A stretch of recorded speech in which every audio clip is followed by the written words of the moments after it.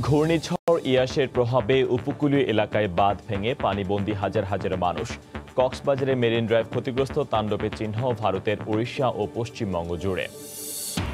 করোনাকালে অনলাইনে বেচাকেনা বেড়েছে, ডাক বিভাগকে পিছিয়ে থাকলে চলবে না, নবনির্মিত সদর দপ্তর উদ্বোধন করে প্রধানমন্ত্রী।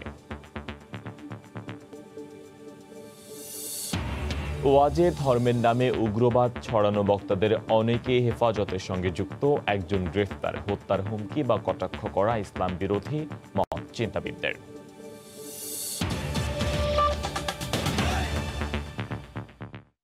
সময় সংবাদের সঙ্গে আছি ফয়সাল মোর্শেদ।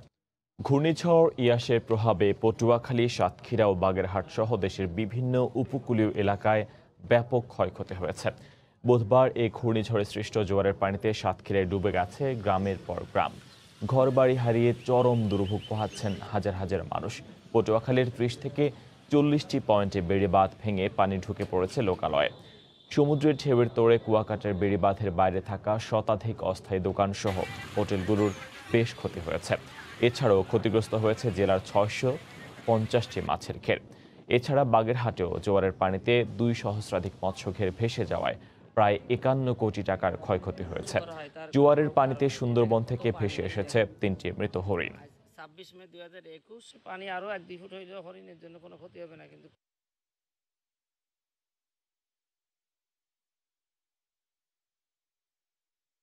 ঘূর্ণিঝড়ে আমাদের ঘর বাড়ি সব ডুবে গেছে, আমাদের ঘরে হাঁটু পানি, আমাদের বাচ্চা কাচ্চা সব অন্য জায়গায় রাখতে হয়েছে। ঘেটের মাছ সব ভেসে গেছে, এই গনবুকি মাছ উঠবে সেসব মাছ সব ভেসে গেছে। টেকসই বেড়িবাঁধ না তৈরি হয়, অবদা যদি না হয়, এই 90-র কারণেই ভেঙে যাচ্ছে সবচেয়ে বেশি। সরকার এই টাকাগুন দিয়ে আপনার অবদার বাঁধ শুরু করুক, উঁচু করুক, যাতে হাইট হলে আর অবদাগুলো ভাঙবে না।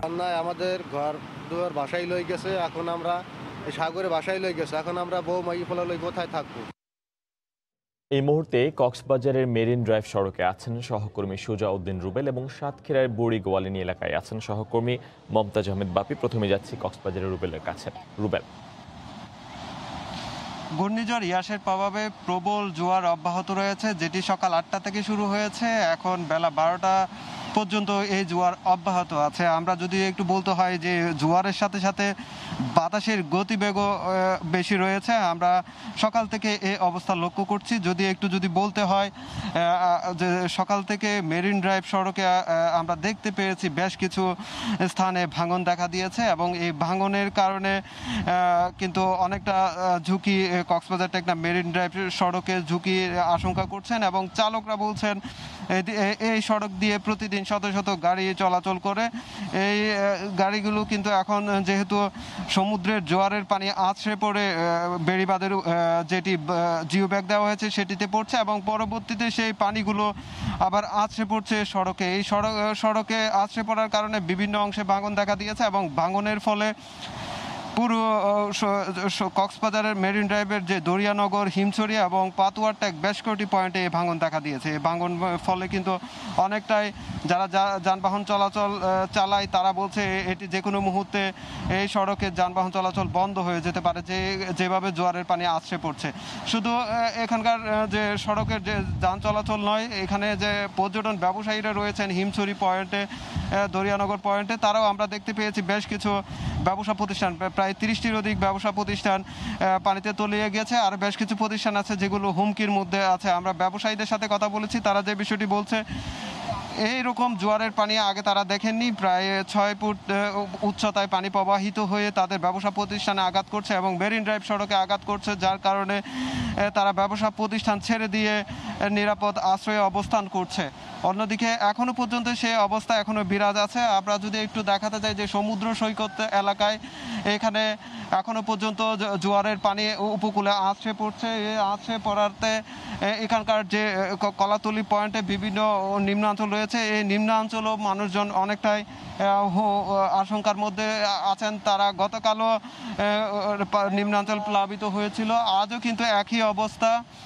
আমরা যদি আসলে এই যে কলাতলি পয়েন্টে এখনো দেখতে পাচ্ছেন যে সমুদ্রের যে বিশাল বিশাল ঢেউ সেটি আছড়ে পড়ছে এবং আছড়ে পড়ার সাথে সাথে কিন্তু সেটি উপকূলের মানুষজন যারা রয়েছে তাদের ঘর বাড়িতে আঘাত করছে। এই পর্যন্ত প্রায় ২৫০০-এর অধিক ঘূর্ণিঝড় ইয়াসে ২৫০০-এর অধিক কক্সবাজার উপকূলে ঘর বাড়ি বিধ্বস্ত হয়েছে বলে আমাদেরকে জেলা প্রশাসক জানিয়েছে এবং তাদেরকে প্রাথমিকভাবে সাহায্য সহযোগিতা যেটি আছে সেটি করা হচ্ছে। পরবর্তীতে তাদের ঘর বেঁধে দেওয়া থেকে শুরু করে সব কিছু সহযোগিতা জেলা প্রশাসনের পক্ষ থেকে করা হবে বলে জানিয়েছে। তো এখন আমরা চলে যাচ্ছি আমাদের সাতক্ষীরা প্রতিনিধি বাপ্পির কাছে।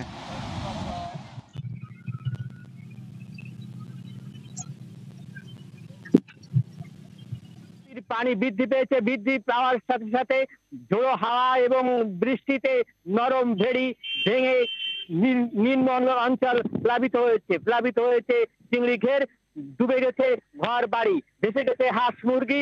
এই অবস্থার মধ্য দিয়ে মানবতার জীবন কাটাচ্ছে তারা।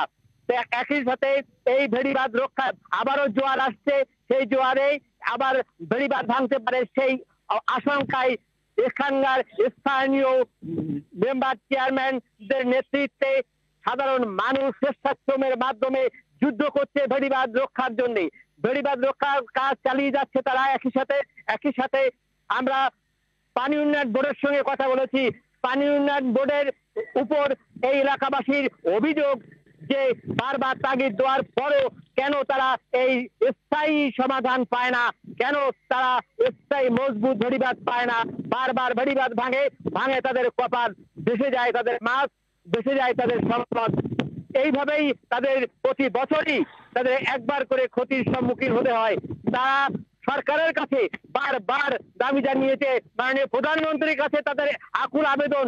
তারা ত্রাণ চায় না, চায় টেকসই ভেড়িবাঁধ। সুন্দরবন উপকূলে বাস করে ভয় পায় না, কিন্তু তারা এই ভাঙনের ভয়ে আতঙ্কিত। সারা বছরই তারা এই আতঙ্কের মধ্যে দিন কাটায়। তাদের এই সন্তানদের বাঁচিয়ে রাখতে, এই এলাকাকে বাঁচিয়ে রাখতে প্রধানমন্ত্রীর কাছে তারা দাবি জানিয়েছে টেকসই ভেড়িবাঁধ দেন। ত্রাণের টাকার দরকার, ওই টাকা দিয়েই তারা স্থায়ী সমাধান হিসাবে টেকসই ভেড়িবাঁধ চাই। এই ছিল মোর্শেদ আমাদের এখানে সর্বশেষ পরিস্থিতি।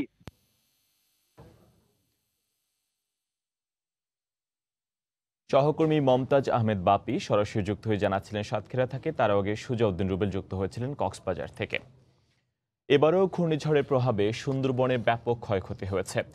উঁচু জলোচ্ছ্বাসে পানিতে তলিয়ে গেছে কুমির, হরিণ ও কচ্ছপের আবাসস্থল। তবে অল্পের জন্য রক্ষা পেয়েছে একমাত্র বন্যপ্রাণী প্রজনন কেন্দ্র করমজল। ভবিষ্যতে বন্যপ্রাণী রক্ষায় সুন্দরবন সহ প্রজনন কেন্দ্রটির রাস্তা ও অবকাঠামো আরও উঁচু করার পরামর্শ দিয়েছেন বিশেষজ্ঞরা। বাগেরহাট প্রতিনিধি আলী আকবর টুটুলের পাঠানো তথ্য ছবি নিয়ে রিপোর্ট। ঘূর্ণিঝড় ইয়াসের প্রভাবে প্রায় ৫ থেকে ৬ ফুট পানি উঠে যায় সুন্দরবনে। পানির তোড় ও ঝোড়ো হাওয়ায় পূর্ব সুন্দরবনের ১৯টি জেটি, ৬টি জলযান ও ওয়াচ টাওয়ার সহ বেশ কিছু স্থাপনা ক্ষতিগ্রস্ত হয়েছে। উড়ে গেছে অন্তত ১০টি অফিসের টিনের চালা। ৯টি পুকুরে লবণ পানি প্রবেশ করায় সুপেয় পানির সংকট দেখা দিয়েছে। উদ্ধার করা হয়েছে ৪টি মৃত হরিণ। শেড ক্ষতিগ্রস্ত হলেও অল্পের জন্য রক্ষা পেয়েছে সুন্দরবনের করমজল প্রজনন কেন্দ্রের বন্যপ্রাণী। আমাদের সুন্দরবনের করমজলের যে রাস্তাগুলো আছে, রাস্তার উপরে ১.৫ থেকে ২ ফুট হয়ে গেছে। অপরদিকে বন্যপ্রাণীর যে আবাসস্থল, অর্থাৎ বেশ কিছু সময় কিন্তু এই জোয়ার থাকতেছে, অন্য সময় কিন্তু এত সময় থাকে না। জোয়ার হয়, পানি আসে, আবার আধা ঘন্টা পরে ১ ঘন্টা পরে চলে যায়। ঝড় জলোচ্ছ্বাসে সুন্দরবনের বন্যপ্রাণী রক্ষার জন্য সুন্দরবনের বিভিন্ন স্থানে উঁচু টিলা তৈরি ও পুকুর খননের পরামর্শ দেন বিশেষজ্ঞরা। সুন্দরবনের বন্যপ্রাণীদের সুরক্ষার জন্য বনের ভিতর পর্যাপ্ত পরিমাণে উঁচু টিলা নির্মাণ করতে হবে, যাতে এই ধরনের দুর্যোগে বন্যপ্রাণীরা সেখানে আশ্রয় নিতে পারে। এদিকে ক্ষয়ক্ষতি নিরূপণে কাজ করছে বন বিভাগ। প্রবল পানির স্রোতে আমাদের ১৯টা জেটি ক্ষতিগ্রস্ত হয়। এছাড়া আমাদের 9টা পুকুরে পানি প্রবেশ করে, 6টা অফিসের টিনের চাল উঠে যায় প্রবল বাতাসের বেগে, এবং 7টি স্টাফ ব্যারাক এবং একটি রেস্ট হাউস ক্ষতিগ্রস্ত হয়। এছাড়া আমাদের 2টা ফুটটেল, 2টা গোলঘর, একটি টাওয়ার এবং 24টা অফিসের রাস্তা ক্ষতিগ্রস্ত হয়। এর আগে ২০২০ সালের ২০ মে ঘূর্ণিঝড় আম্পানের প্রভাবে সুন্দরবনের বেশ কিছু প্রাণী মারা যায়। ম্যানগ্রোভ সুন্দরবন প্রাকৃতিক দুর্যোগ থেকে বারবার উপকূলবাসীকে রক্ষা করে। সেই সুন্দরবনই এবার ক্ষতিগ্রস্ত। সংবাদ বাগেরহাট। এদিকে ঘূর্ণিঝড় ইয়াসের আঘাতে ওড়িশা ও পশ্চিমবঙ্গের উপকূলীয় এলাকায় ১ কোটিরও বেশি মানুষ ক্ষতিগ্রস্ত হয়েছেন। ১২৪টির বেশি বাঁধ ভেঙে যাওয়ায় পানিবন্দী হয়ে পড়েছেন লাখ লাখ মানুষ। শিগগিরই ক্ষতিগ্রস্ত এলাকা পরিদর্শনে যাওয়ার কথা জানিয়েছেন পশ্চিমবঙ্গের মুখ্যমন্ত্রী মমতা বন্দ্যোপাধ্যায়। ঘণ্টায় ১৫০ কিলোমিটার বেগে আঘাত হানা ঘূর্ণিঝড় ইয়াসের তাণ্ডবের চিহ্ন ওড়িশা জুড়ে। উপকূলে ইয়াস তার সর্বশক্তি দিয়ে দাপট চালানোয় জলোচ্ছ্বাসে প্লাবিত হয়েছে হাজার হাজার ঘরবাড়ি। উপকূলের পাশাপাশি স্থলভাগেও ব্যাপক ধ্বংসযজ্ঞ চালায় ইয়াস। সেই সঙ্গে তীব্র বৃষ্টিপাত। ভারী বৃষ্টিতে নিম্নাঞ্চল তলিয়ে যাওয়ার পাশাপাশি পানিবন্দী হয়ে পড়েছেন কয়েক লাখ মানুষ। বালেশ্বরের সঙ্গে অন্যান্য অঞ্চলের যোগাযোগ ব্যবস্থা কার্যত বন্ধ হয়ে গেছে। পশ্চিমবঙ্গেও ব্যাপক তাণ্ডব চালিয়েছে ঘূর্ণিঝড় ইয়াস। বিশেষ করে দক্ষিণ ২৪ পরগনা, পূর্ব পশ্চিম মেদিনীপুর ও কলকাতার কালীঘাট, চেতলা, রাসবিহারীতে ব্যাপক ক্ষতি হয়েছে। ভারী বর্ষণে ডুবেছে একের পর এক গ্রাম। অধিকাংশ মানুষকে দুর্যোগ আশ্রয় কেন্দ্রে নিয়ে যাওয়া হলেও ভিটে আঁকড়ে ধরে রাখার চেষ্টা করেছেন কেউ কেউ। ঝড়ে একদিকে কারো বাড়ির চালা উড়েছে, আবার কারো ঘর বানের পানিতে ভেসে গেছে। সব মিলিয়ে মানবেতর পরিস্থিতিতে ১ কোটির বেশি মানুষ। সেচ, কৃষি ও মৎস্য ক্ষেত্রে ব্যাপক ক্ষয়ক্ষতি হয়েছে।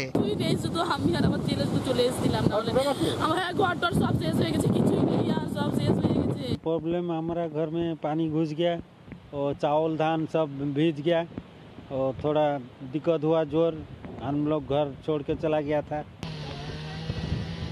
ঘূর্ণিঝড় ইয়াসের প্রাথমিক ক্ষয়ক্ষতির খতিয়ান তুলে ধরেছেন পশ্চিমবঙ্গের মুখ্যমন্ত্রী মমতা বন্দ্যোপাধ্যায়। এত বড় একটা ঘটনায় সবচেয়ে বেশি ক্ষতিগ্রস্ত আমাদের হয়েছে, তার কারণ হচ্ছে ভরা কোটাল চলছে এবং ভরা কোটালে পূর্ণিমায় ভরা কোটাল থাকলে পূর্ণিমা অমাবস্যায় জলের তেজটা বাড়ে এবং নদী এবং সমুদ্রের রুদ্র রূপ দেখা যায়। সেই রূপের জন্য অনেকটা আমাদের ফেস করতে হবে। আমাদের অনেক বাঁধ ভেঙে গেছে, অনেক গ্রামে জল ঢুকে গেছে, অনেক এলাকা জলে প্লাবিত হয়েছে। তিনি জানান ১২৪টির বেশি বাঁধ ভেঙে গেছে, ক্ষতিগ্রস্ত হয়েছে ৩ লাখের বেশি ঘরবাড়ি। এগুলো আমরা ডিটেলস অ্যাসেস করব, ইনক্লুডিং নদী বাঁধ ভাঙন, বাড়ি ভাঙা থেকে শুরু করে সমস্তটাই। রাস্তা পাওয়ার দেখে নেব, জেটিস, গভর্নমেন্ট বিল্ডিংস, প্রাইভেট বিল্ডিংস দেখে নেব। যেহেতু ডিএম এবং আদার অফিসাররা ফিল্ডে আছেন, তাই তারা ফুল ড্যামেজ রিপোর্টটা তৈরি করে আগে মানুষকে বাঁচা, তারপরে তারা এই রিপোর্টটা তৈরি করে আমাদের কাছে দেবেন। শিগগিরই ক্ষতিগ্রস্ত এলাকা পরিদর্শন করে ক্ষতি কাটিয়ে উঠতে পরবর্তী দিক নির্দেশনা দেওয়ার কথা জানিয়েছেন মুখ্যমন্ত্রী। ওমর ইনান, সময় সংবাদ। বর্তমানে অনলাইনে বেচাকেনা বেড়েছে উল্লেখ করে প্রধানমন্ত্রী শেখ হাসিনা বলেছেন, ডাক বিভাগকেও পিছিয়ে থাকলে চলবে না। সকালে গণভবন থেকে ভিডিও কনফারেন্সে আগারগাঁওয়ে নবনির্মিত ডাক ভবন উদ্বোধন করে কথা বলেন তিনি। এ সময় প্রযুক্তির ব্যবহার বাড়িয়ে ডাক বিভাগকে আরও বেশি সেবামুখী করার আহ্বান জানান প্রধানমন্ত্রী। ডাকের যে সিস্টেমটা, এটা ডিজিটালাইজ শুধু করা না, এটা আরও মানুষের সেবা যাতে দিতে পারে সেই ব্যবস্থা নেওয়ার জন্য আমরা 118টি মেইল গাড়ি সংযোগ করেছি, যেগুলি পচনশীল পণ্য সেগুলি পরিবহনের জন্য। ইতিমধ্যেই এখানে কুলিং সিস্টেম যাতে থাকে, অর্থাৎ কোন টেম্পারেচারে কোন ধরনের ফল, মূল, তরি, তরকারি বা কোনো পণ্য ভালো থাকবে সেই ধরনের গাড়ি কিনে আমরা আমাদের এই ডাকের মাধ্যমে মানুষ যেন তাদের যেগুলি পায় সেই ব্যবস্থাটাও আমরা নিচ্ছি। এখন বেশিরভাগই অনলাইন সেবা চলছে, ক্রয় বিক্রয় চলছে। খাদ্যদ্রব্য থেকে শুরু করে ফলমূল, তরি তরকারি এগুলোও যেন ডাকের মাধ্যমে পাঠানো যায়। যেন আমি যে মনে করি এখন আমি রান্না করে এখান থেকে আমি আর এক জেলায় খাবার পাঠাবো বা কোনো আত্মীয়কে পাঠাবো, সেটাও যেন পাঠাতে পারি। সেই জন্য এই চিলিং সিস্টেমটা খুব দরকার, অর্থাৎ কুলিং সিস্টেম, অর্থাৎ সেই ধরনের টেম্পারেচার বা ফ্রিজিং সিস্টেম করে দেওয়া যাতে সেখানে এই জিনিসটা নষ্ট হবে না, কিন্তু যার হাতে যাবে পৌঁছাবে সেই পৌঁছানোর ব্যবস্থাটা করা। ডাকের সেবাটাকে একেবারে জনগণের দোরগোড়ায় পৌঁছে দিতে হবে। আবারও ঘূর্ণিঝড় ইয়াসের প্রভাবের খবর। ঘূর্ণিঝড় ইয়াসের প্রভাবে বঙ্গোপসাগরের উপকূলীয় উপজেলা বাঁশখালী, আনোয়ারা ও সন্দ্বীপ সহ 4টি উপজেলার বেড়িবাঁধ ক্ষতিগ্রস্ত হয়েছে। বিস্তারিত জানাতে বাঁশখালী থেকে সরাসরি যুক্ত হচ্ছেন সহকর্মী শফিকুল আলম, যাচ্ছে তার কাছে। শফিক, ফয়সাল, আপনাকে আমি যেটি বলতে পারি, ঘূর্ণিঝড় ইয়াসের প্রভাবে একেবারে বিধ্বস্ত হয়ে গেছে চট্টগ্রামের বঙ্গোপসাগর উপকূলীয় উপজেলার যে বেড়িবাঁধ, বিশেষ করে বাঁশখালী, আনোয়ারা এবং সন্দ্বীপ, সীতাকুণ্ড সহ বিভিন্ন এলাকায়। আমি এই মুহূর্তে দাঁড়িয়ে আছি চট্টগ্রামের আনোয়ারা উপজেলা যে বেড়িবাঁধ, এই বেড়িবাঁধের অবস্থা আপনি একটু দেখেন যে কিভাবে ঢেউ আছড়ে পড়ছে, বড় বড় ঢেউ একেবারে ধসে গেছে পুরো বেড়িবাঁধ। এখানে গতকালকে কিন্তু এখানে এই বেড়িবাঁধ উপছে, কিন্তু পানি পড়ার কারণে কিন্তু প্রায় 1 থেকে 1.5 কিলোমিটার বেড়িবাঁধ এরকম ভেঙে গেছে। আপনাকে জানিয়ে রাখি, চট্টগ্রামের আনোয়ারা, কক্সবাজার, পটিয়া সহ বিভিন্ন এলাকার প্রায় 66 কিলোমিটার বেড়িবাঁধ রয়েছে, যেটি প্রায় 577 কোটি টাকা ব্যয়ে যেটি নির্মাণ করা হচ্ছে, প্রায় 6টি ঠিকাদারি প্রতিষ্ঠান। বিভিন্ন এলাকা, বিশেষ করে আনোয়ারা রায়পুর উপজেলায় আমি এই মুহূর্তে দাঁড়িয়ে আছি, এটি বারোউলিয়া ইউনিয়নের এলাকা। আপনি দেখতে পাচ্ছেন যে এই বেড়িবাঁধটি গত 1 বছর আগে নির্মাণ করা হয়েছিল এবং যেই ব্লকগুলো রয়েছে সেইগুলো একেবারে ধসে গেছে, একেবারে নিচে নেমে গেছে, এবং যে জিও ব্যাগগুলো দেওয়া হয়েছিল সেই জিও ব্যাগগুলো ছিঁড়ে একেবারে চুরমার। বলা যায় যে এই যে প্রায় 1 থেকে 1.5 কিলোমিটার এলাকার যে বেড়িবাঁধগুলো বিধ্বস্ত হয়ে গেছে। গতকালকে কিন্তু যে ঘূর্ণিঝড় ইয়াসের যে প্রভাব, সেটি কিন্তু চট্টগ্রাম উপকূলীয় এলাকায় সেরকম বেশি পড়েনি। তারপরেও কেন এই বেড়িবাঁধগুলো ধ্বংস হয়ে গেছে, ভেঙে গেছে, সেটি এখন এলাকাবাসীর প্রশ্ন। গত 1 বছর আগে কিন্তু এই বেড়িবাঁধটি নির্মাণ করা হচ্ছে। আপনি হয়তো 66 কিলোমিটার বেড়িবাঁধের জন্য 577 কোটি টাকা, দুইটি টাকার 577 কোটি টাকা কিন্তু ব্যয় করা হয়েছে, কিন্তু 1 বছরের মাথায় কিন্তু এই বেড়িবাঁধগুলো ভেঙে একেবারে চুরমার। আপনি হয়তো দেখতে পাচ্ছেন এখান থেকে প্রায় 1 থেকে 1.5 কিলোমিটার এলাকা জুড়ে। বিশেষ করে এলাকাবাসী যেটি অভিযোগ করেছে, তারা বলছেন যে ঠিকাদারি প্রতিষ্ঠানগুলো রয়েছে, বিশেষ করে হাসান এন্টারপ্রাইজ এবং হাসান ব্রাদার্স এবং নুনা এন্টারপ্রাইজ, দুটি ঠিকাদারি প্রতিষ্ঠান যে কাজগুলো করছে সেগুলোর কারণে, সেই নিম্নমানের কাজের কারণে কিন্তু এই বেড়িবাঁধগুলো ভেঙে গেছে। এবং স্থানীয়দের যে অভিযোগ, তারা বলছেন যে স্থানীয় সাংসদ এবং যে মন্ত্রণালয় এবং প্রশাসন রয়েছে, তারা যেন এই বিষয়গুলো দেখাশোনা করে এবং তদারকির মধ্যে আনেন, না তো এবং তারা এক ধরনের আতঙ্ক এবং ভয়ের মধ্যে আছে। বলছেন গতবার আমপানি ক্ষতিগ্রস্ত হয়েছে, এবার ইয়াসের কিছু ঢেউ এবং জোয়ারের কারণে ক্ষতিগ্রস্ত হয়েছে, এবং এই এলাকার লাখো মানুষ কিন্তু আতঙ্কগ্রস্ত হয়েছে, এবং তারা বলছে সংশ্লিষ্ট কর্তৃপক্ষ যেন এটি দেখাশোনা করে। তো এই ছিল আমার কাছে সর্বশেষ তথ্য। ফয়সাল। সহকর্মী শফিকুল আলম সরাসরি যুক্ত হয়ে জানাচ্ছিলেন চট্টগ্রামের আনোয়ারা থেকে।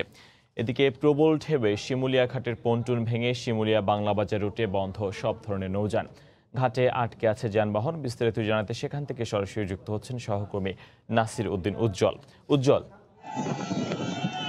ফয়সাল, এই যে ঘূর্ণিঝড়ের যে প্রভাব, সেই প্রভাব কিন্তু এখানে এখনো রয়ে গেছে, এবং এই যে শিমুলিয়া এই বাংলাবাজার নৌরুট, সেই নৌরুট যে মানুষের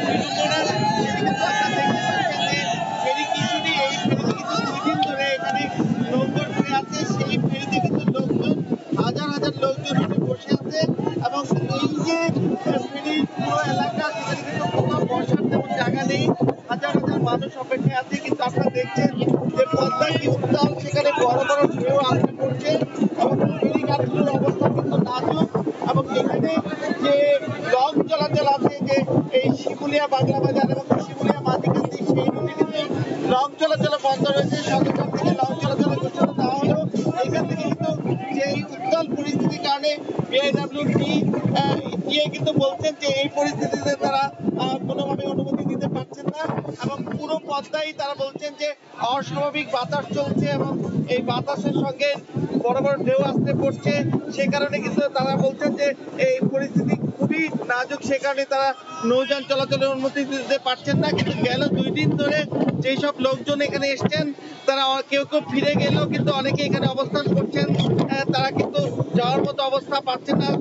অনেকে বলছেন যে কিছুক্ষণ পর চালু হতে পারে, এরকম সম্ভাবনা নিয়ে কিন্তু তারা অপেক্ষা করছেন। আবার অনেকে কিন্তু ফিরে যাওয়ার মতো ভাড়া নেই, এবং অনেক যাত্রীরা অভিযোগ করছেন যে ঢাকা থেকে যেসব বাসগুলো চলাচল করছে, তারা কিন্তু ফেরি চলছে এরকম মিথ্যা আশ্বাস দিয়ে তাদেরকে এখানে ফিরিয়ে নিয়েছেন, এবং অনেক শিশু এবং নারী তারা কিন্তু অসুস্থ হয়ে পড়েছেন এই ফেরিতে, এবং একজনকে হসপিটালে নিয়ে গেছেন, একজন গর্ভবতী মাকে।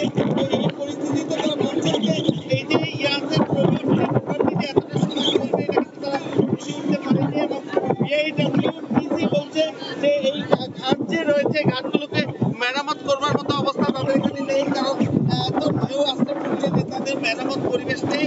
তারপরেও ঘাটগুলোকে রক্ষা করবার জন্য কিন্তু তারা বালুর বস্তা ফেলে তারা চেষ্টা চালিয়ে যাচ্ছেন। তবে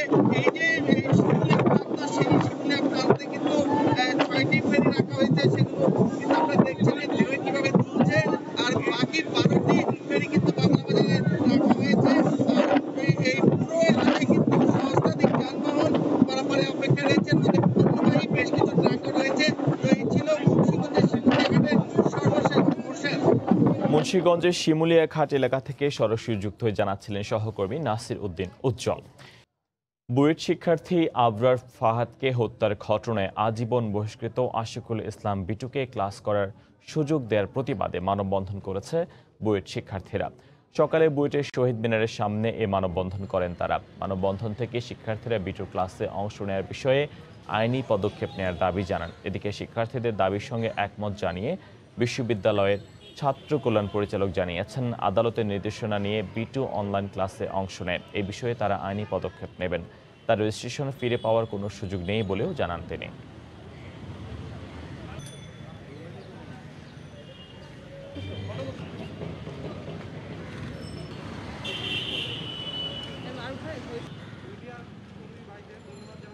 এই পর্যায়ে শীর্ষ সংবাদ জানিয়ে দিচ্ছি আরেকবার।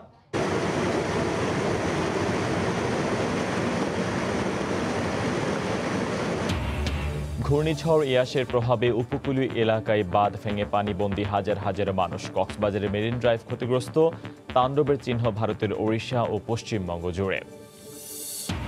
করোনাকালে অনলাইনে বেচাকেনা বেড়েছে, ডাক বিভাগে পিছিয়ে থাকলে চলবে না। নবনির্মিত সদর দফতর উদ্বোধন করে প্রধানমন্ত্রী।